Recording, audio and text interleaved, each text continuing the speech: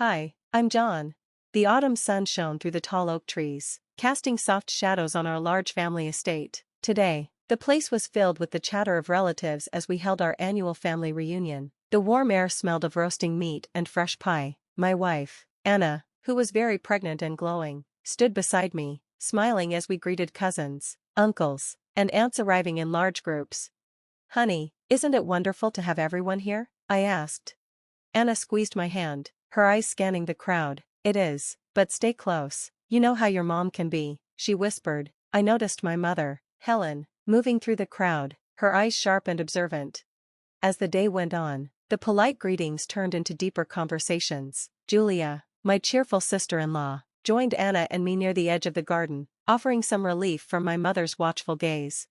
"So, John, that new case you're working on sounds tough, huh?" Julia asked, trying to shift the topic, which I appreciated.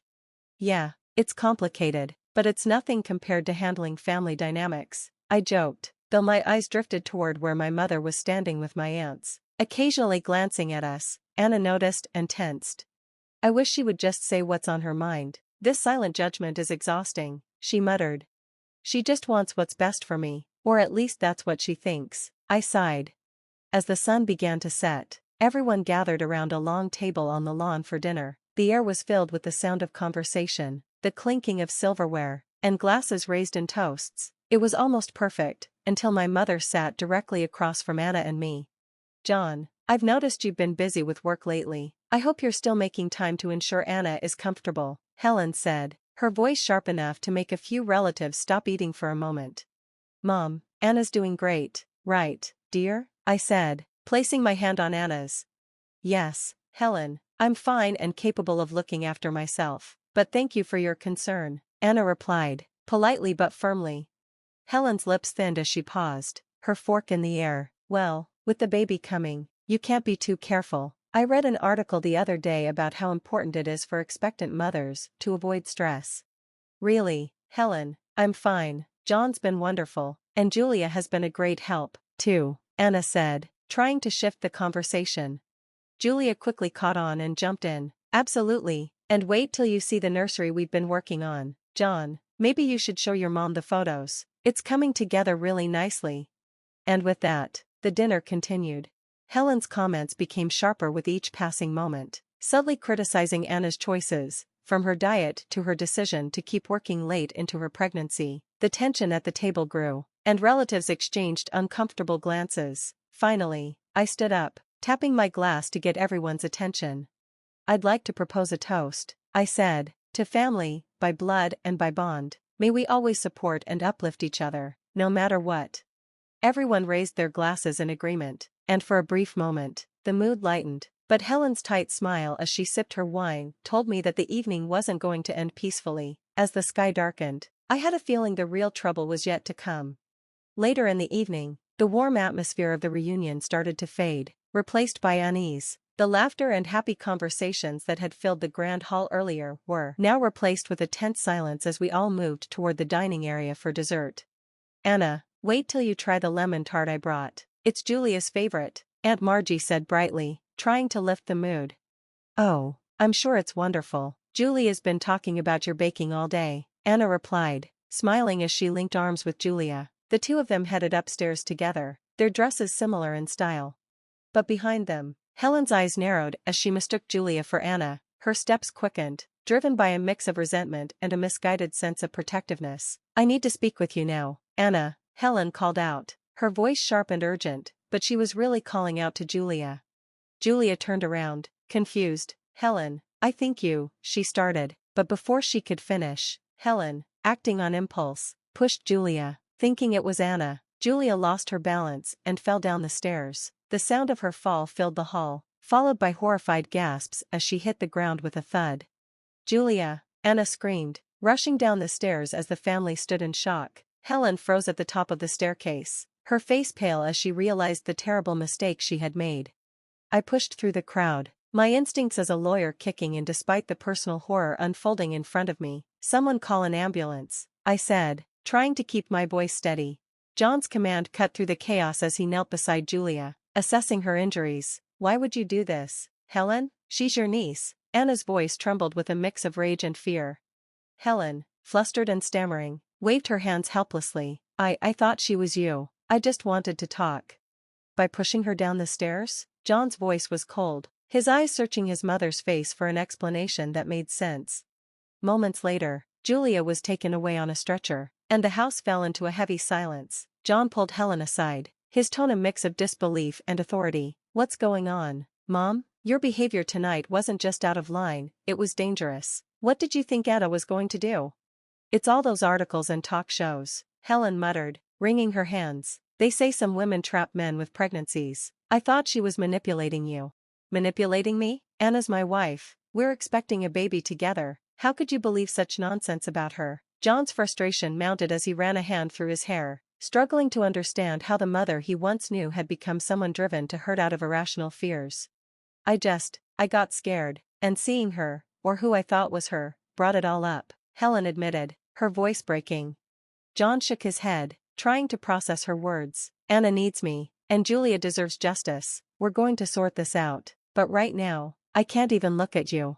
He turned back to Anna, who stood by the door, her eyes red and swollen from tears. John's resolve hardened as they both waited for news about Julia's condition. The night air felt heavy with everything left unsaid, and the trust that had once bonded the family now lay shattered. The joyful reunion had dissolved into a harsh, sobering reality. I'm not implying anything, I've seen it. The cake incident was just the beginning. Why do you favor Maddie over Sophie? I pressed, feeling a mix of anger and sadness. Linda hesitated, her facade cracking. It's complicated, Hannah, you wouldn't understand. I need to understand, Linda, for Sophie's sake. She's your granddaughter too, I said, my resolve strengthening. The conversation was tense, with Linda alternating between denial and vague explanations. I stood my ground, making it clear that this behavior had to change. As I left the cafe, I felt a mix of emotions. The confrontation had been difficult but necessary. I had stood up for my daughter, and that was what mattered. Now, it was up to Linda to reflect on her actions and make amends, but deep down, I knew this was just the beginning of a longer journey. At the annual family gathering, the atmosphere was festive, but I was a bundle of nerves. As I moved through the crowd, making small talk, my eyes were constantly on Linda, waiting for the right moment. She was laughing and chatting, seemingly carefree, which only strengthened my resolve.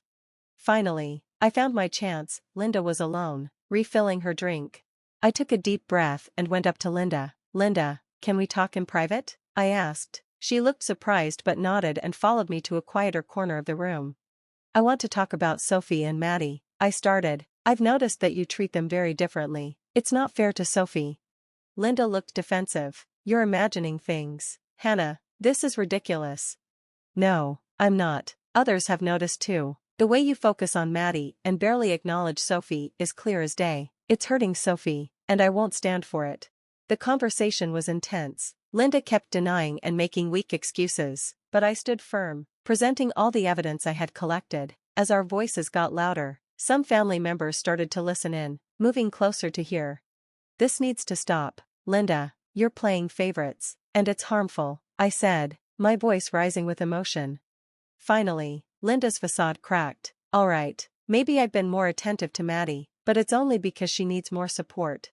That's no excuse for neglecting Sophie, I said. She's your granddaughter too.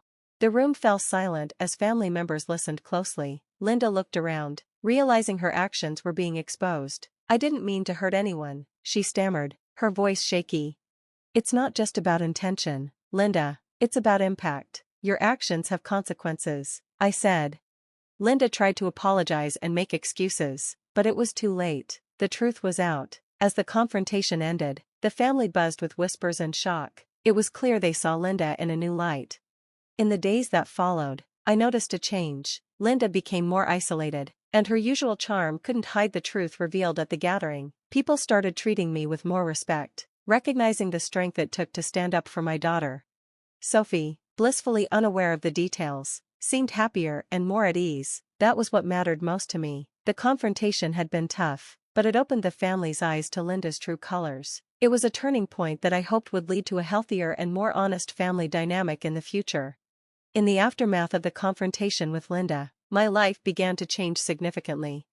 My career as a graphic designer took off with new creativity and recognition. Clients were thrilled with my work, leading to more referrals and exciting projects. More importantly, Sophie and I found a deeper sense of happiness and peace in our daily lives. Her laughter filled our home, showing how much our lives had improved.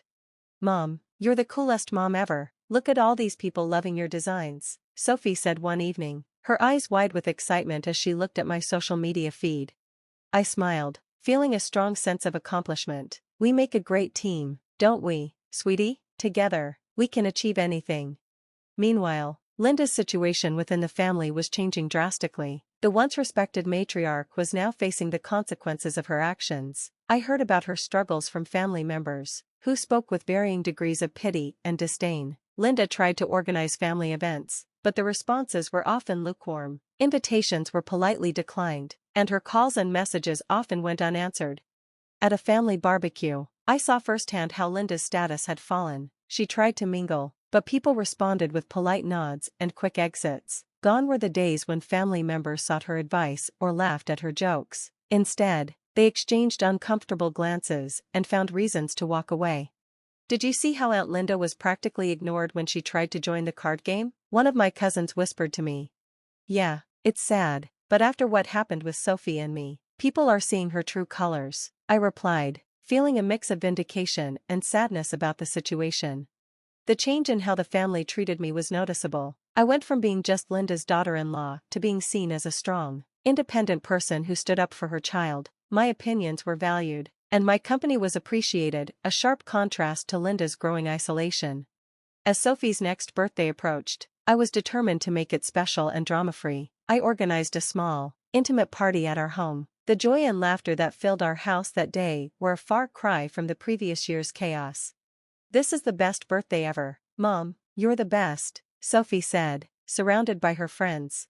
I felt an overwhelming sense of pride and relief. We had not only overcome the challenges of the past, but had emerged stronger and happier. That night, after the guests had left and Sophie was tucked into bed, I sat alone, reflecting on the past year. It had been a journey of immense growth and empowerment. Standing up to Linda had been tough, but it had paved the way for a new life where Sophie and I could thrive without manipulation and favoritism. A text from Linda interrupted my thoughts. "I realize I've lost a lot. I'm sorry for everything. Maybe one day we can talk." Reading her message, I felt a mix of emotions. There was a sense of justice in seeing the consequences of her actions, but also a hint of sadness for the strained family bond. As I turned off the lights and settled into bed, I felt a deep sense of contentment and peace. Sophie and I had faced our challenges with courage and emerged stronger. Our journey was a powerful testament to resilience, the importance of standing up for what's right, and the unbreakable bond between a mother and her daughter. With our story coming to a close, I'm curious to hear your thoughts. Do you think Hannah made the right decision in handling the situation with Linda? Was there a better way to address the favoritism and its impact on Sophie? Or was Hannah's approach justified given the circumstances? This situation touches on deep family dynamics and the choices we make to protect our loved ones. Please share your thoughts in the comments below. If you enjoyed this story and the journey we've shared, don't forget to hit the like button and subscribe to the channel for more content. Your support means a lot and helps keep these stories coming. Thank you for watching and being a part of our story today.